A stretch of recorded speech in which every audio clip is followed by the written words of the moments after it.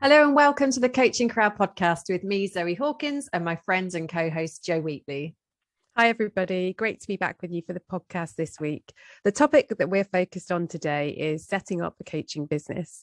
And the reason that we're covering this in a whole podcast episode is because lots of people that are thinking about training to be coaches are also sat with the question about how would I set up a coaching business if I'm thinking about coaching as a potential exit strategy from my corporate or my employed role. Yeah. And some people just want to also make the most of their coaching training, don't they, in a side hustle and sort of continue to enjoy their corporate career, but also, start thinking and playing with the idea of setting up a coaching business. And I think before we get into to the detail of how you do that, just to mention, we have a Coaching Crowd Business Lounge where we support coaches to develop and grow their business. And we developed that out of desire from our alumni. So we were seeing our people go through our coaching training programs, coming out at the end and having so many questions about setting up a coaching business and how to do it, that we wanted to create a community where those coaches can come together, receive expert guidance and trainings from, industry experts who support coaches, and also be in community with other coaches on the same journey, so that it's not lonely. So if you're thinking about that, just come and check out the Coaching Crowd Business Lounge, where you can find out, about that community and know that there are resources out there that can help you with this. But for now, hopefully this podcast is going to give you some great ideas on how you can absolutely get started. Yeah, and I think it's important that we also share that people that join the Business Lounge join at different stages of their coaching journey. Some before they've even signed up or started a coaching training program, because they want to have all of the knowledge to be able to take in those actions alongside their coaching training. Some people join at the same time as they're doing their coaching training, which is what they get as part of our coaching training programs. And some people choose to join us further down the line when they've had a go themselves, but then maybe they think, I feel like I'm missing something. I want to actually learn from those people who are already making a success of this.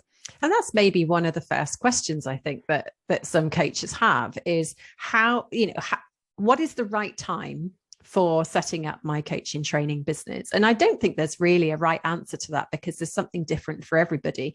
I know for me, when I was training to be a coach, I didn't have a fully formed idea that this is what I would definitely do in business, but I was still playing with ideas around, so what would I call my business and what would it look like? And if I was to become a coach, like how would that work?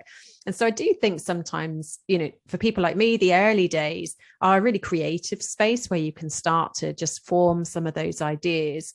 And naming your business, I think, is a great place to start, because that's where it really starts to come to life as a real possibility, something that you can absolutely then breathe life into. So that's my first step, would be to name the business, birth that business out into the world with a name and identity. And that often comes out of coaching sessions on the training program or coaching supervision sessions, where people start to notice a theme in terms of the phrases that they use or the things that are important to them, or the purpose for them around their coaching training. Once you've got that name, it becomes something, it has an identity, it has an energy of its own. But that's really just the very first piece of the jigsaw. There's lots of practicalities, I think, that people struggle with. What's the next step then after I've got my name for my business? And I think one of the things that I discovered anyway, and I think you sort of share this learning, that we'd always been successful in the corporate world. So for us, climbing the corporate ladder, securing promotions, there was a trajectory to our career that felt like there was momentum. And I think we made the assumption coming into coaching and coaching business that trajectory would continue, that we would just know how to run a business, when actually it was a brand new area for us. And it took us quite a lot of time to understand how to grow a successful and sustainable coaching business.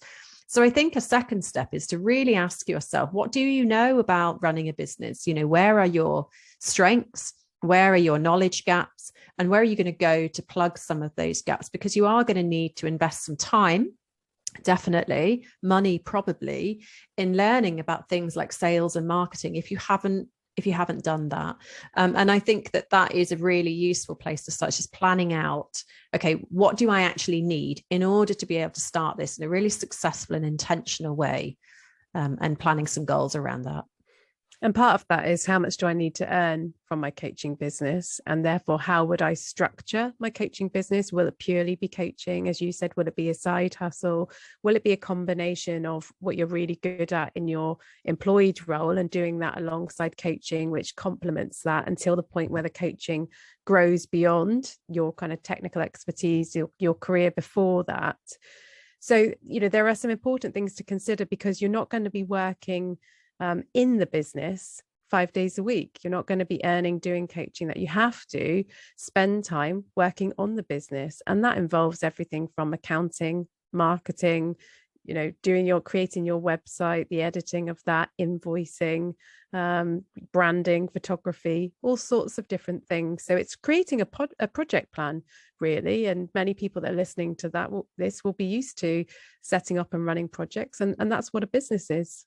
Yeah, absolutely. And I think it's important to look at what you enjoy, because not everybody is going to enjoy all of the aspects of that. So you can think about what might you outsource from the start, because you don't have to do all of those things that you've listed off there, but you might want to in the first instance, to be able to really know and learn how your business runs and what you want to be doing. So absolutely having a project plan and looking at those things, starting with a reality in mind around how much time are you going to be coaching and how much time are you going to be working on the business. And then I think after you've kind of got your plans together, it's starting to really think about, how are you going to get yourself known? Because at the crux of all business is that people need to know that you exist, and they need to know what you do in order for your clients to be able to find you. And there's lots of different ways that you can do that. And I think the internet and social media these days, it just creates a huge platform to be able to really grow and boost your visibility in this area. But where we started was actually with our current network, and using tools like LinkedIn and actually just reaching out to people that we knew and telling everybody what we were doing. So when I finally did leave the corporate world, I emailed everybody I'd worked with, all the different senior leaders that I knew had teams, or my HR contacts that I'd worked with. And I explained, I've since left the organization and I've set up this business, and this is what I'm interested in. And I'm interested in knowing, do you see any opportunities for me in your place of work? Which was a real out of comfort zone thing for me to do. Anybody that knows me well knows that at that point in my life, I didn't ask for help easily. But you'd be surprised how many people just came back with messages of support and encouragement, and also opportunities. And so it gave me a real confidence boost to be able to step into work from the outset of having that business, because it really relayed my fears that I was going to be broke and not earning any money for a number of months. And that just wasn't the case. But like anything, you've got to put your effort behind it in order to make that a reality. Yeah, when we talk about becoming a CEO, it's about taking those actions, and it's also about the mindset part of it. So how comfortable are you with being visible, and not only as yourself, but also your brand? So there might be some mindset work that you need to do, or perhaps working with a coach yourself, or even a mentor who can support you around the business development aspects of your coaching business. So there are some practical things though that you can do as well around all of this. So you've got your name. Branding is really important. So decide on your colors, be consistent in terms of the imagery that you use, get yourself some professional photos so that it matches the image and the services. If you're pitching to work with CEOs, you need to make sure that your branding and your pricing is all aligned to that.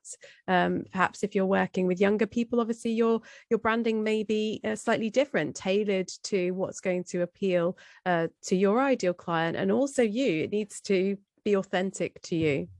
Absolutely. And I think that is something that is often overlooked. So I know in the early days, we tried to do our branding ourselves, and we kept that branding for a long time. But looking back on it now, it never really represented who we were. It was just something we threw together. I mean, we put a lot of hours into it, but it was DIY. And I think taking your coaching business seriously is a core message. Like, do put aside some budget to invest in these things. Get yourself some professional branding done. Get yourself professional photography done. You don't have to invest in necessarily having a website built for you if you have those things done, but it's choosing where will you invest your money. Of course, you don't have to, because there are such low entry barriers into the coaching industry that you can do a lot with a social media platform and a lot of passion and encouragement. But at the same time, if you have capacity to invest, I think those are important decisions to make from the outset to set yourself up for success. And we use a range of different platforms. So a lot of our clients find us through LinkedIn. But in order to do that, you need to be visible on LinkedIn. So you need to make a decision. Well, I'm going to post every day or every other day. And I'm going to post about, the things that are related to how I work. I'm going to think about the needs of the clients that I want to be working with. And I'm going to write content that they will understand and connect with. And then, people will message us. But even your profile and your bio is just to think about writing it for your ideal client, rather than typically what we do is we just write about us from the first person. That's really interesting. And it reminds me, back in the early days, we had a network on LinkedIn of maybe around, I don't know, say 700 people, I think, when we left the corporate world. Yeah. And we've now grown those networks, I think, to a collective sort of 16, 17,000 people. And we don't private message people and impose ourselves, but we put out content that we think that they're going to want to engage with. And I think that is a really for me, I'm an introvert and visibility never came comfortably with me, but I'm quite comfortable now with putting out content that I believe is going to be useful to those people. And so I think it's also important to acknowledge not to expect yourself to want to do all of these things before you've even gone through your coaching training, because I think, as you mentioned earlier, Jo, there is a mindset journey that you go on, and your comfort levels with how you find this stuff right now are going to be very different to when you start to bring your coaching business to life. And I remember the first video that we recorded, and then we were going to put it on LinkedIn, and you were like, oh gosh, no, I'm not sure we can. But actually, by the time you've done it once, you do it again and again and again, and it just becomes so much easier. So recognize that a lot of these activities might feel out of your stretch zone now, but will soon come back into comfort, and there'll be a new stretch that you face into. I think it's important to say that actually setting up a coaching business is fun. It's exciting. It's exhilarating. There's so much to learn. So if you're somebody that loves to learn, you will enjoy it. And it's about surrounding yourself with other people, probably that are going through that similar point in their business development, but also surrounding yourself with people that inspire you, that have already kind of tread the path that you're on as well. And for me, part of it is that we support our clients to step outside of their comfort zone in all of the coaching sessions that we have. And for me, it's important that I also role model the same thing. So I actually really like it when I feel that something is a bit uncomfortable or stretchy, because I know that there's something really useful there for me. And this is all about bite-sized chunks. So what we advise people to do when they make the decision to come and train with us is post it all over your socials. Tell people, oh my goodness, I've just made the decision to invest in myself. I've signed up to my, ILM7 coaching training. I've wanted to do this for X period of time. This is my reasons for doing it. And then post each week when you're doing the course, because you'll be coming along, you'll be, doing the learning on the different topics each week. You'll be doing your reflection journals. Take some of that, create that into a social media post, tag the people in your cohorts, support each other so that you're front of mind for people each week when they think, I'd want to bring a coach into my organization, or I'd really like to have some coaching, and people think, who do I know? And you need to be the person that comes to mind when people think, who do I know? To have that conversation. So that consistency. And I think that sort of posting is very easy. It's very natural. It's very authentic. And you'd be amazed at the people that will respond and interact with you, or come and say, oh, I've been thinking about that for ages too. And really, all of these networks are there to support each other, aren't they, on our journeys, the things that we're learning, and whether it's, you know, creating those collaboration opportunities out of it. And then when you're looking for your coaching practice clients, that's an opportunity for you to add value to your network by explaining to them, you're at this point in your journey, this is the training you've done, you're looking to work with these number of people. And we always encourage you to think about, who do I think will be my ideal client? And then when you're doing your coaching practice hours, make sure that they represent your ideal client. So the testimonials you get for those, perhaps you can use then on your website. So it all feeds into those things. Yeah, and that's probably a great point to sort of talk a little bit about niching, which we might have done on previous podcasts.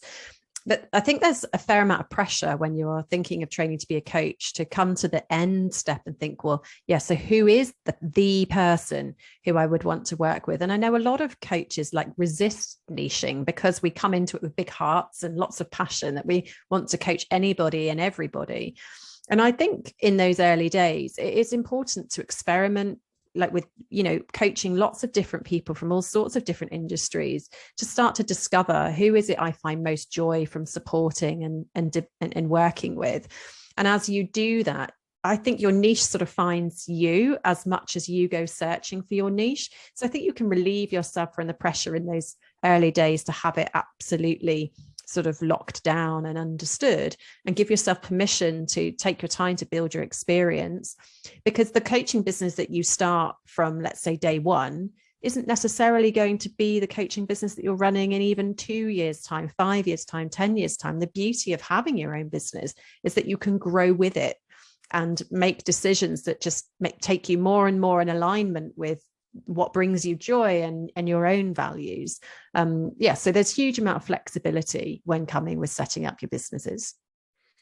I think it's also worth mentioning that people come take their coaching training and they'll be in an in-house role and they'll be thinking about, how do I set up a coaching culture? And whilst that isn't a business, it does require a similar skill set, to the extent of you need to influence people, you need to help people to understand what coaching is and what coaching isn't. You need to be able to sell it, if you like, into your business, even though the business is the one that's saying, hey, we want to do this. You need to have a budget. You know, you need to think about, what are we going to invest in this? Because it will cost money, you know, for people to have training or to keep up their CPD or to have their supervision and all of those things. So I would encourage people that are thinking about undertaking coaching training to introduce a coaching culture, to also partly think about it as setting up a coaching business within their own organization, all of the matching that goes along and all of those things. So I think that is important to recognize. Yeah, and the stakeholder management, isn't it? You know, like looking at who are your sponsors going to be, who's going to be getting behind you and cheering on the coaching program, much the same as when you're in business, who's going to help you cheer on your business and help you to boost your visibility. So, you know, hopefully that's given you lots of different angles to think about. But I think the main message from today's podcast is it's a lot of fun. You know, I think that was a really key point that you mentioned there, Jay. It's a lot of fun setting up a coaching business.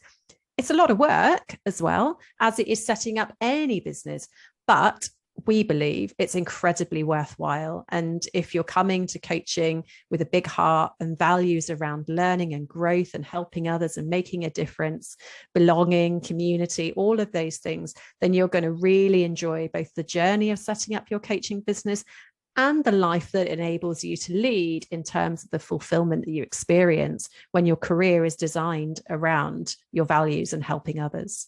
And ultimately, when you are setting up a coaching business, it requires you to make decisions.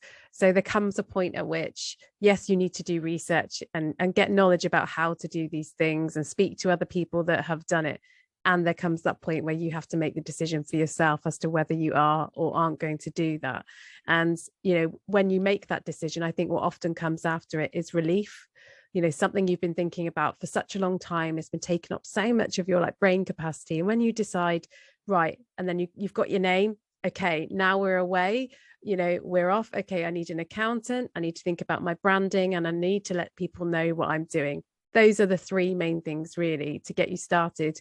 Use all of your social media tools. Think about video. I think we haven't mentioned that, but video is a huge thing right now. So LinkedIn, YouTube, Instagram, Twitter, write a book, do a podcast. There's so many ways to reach your audience and to get your message out about what's unique about you and your business.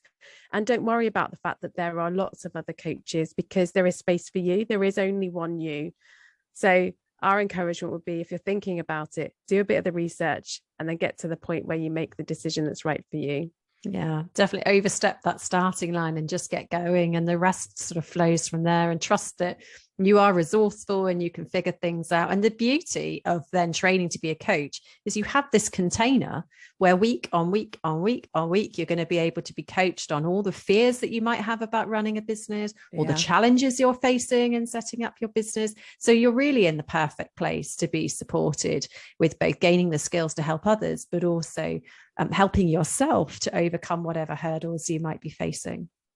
So if you are thinking, oh, yeah, I really do want to train as a coach, and I do really want that business support, then join our coaching training. You can sign up at igcompany.co.uk, and you can also read about the Business Lounge community that goes alongside it by visiting igcompany.co.uk/lounge.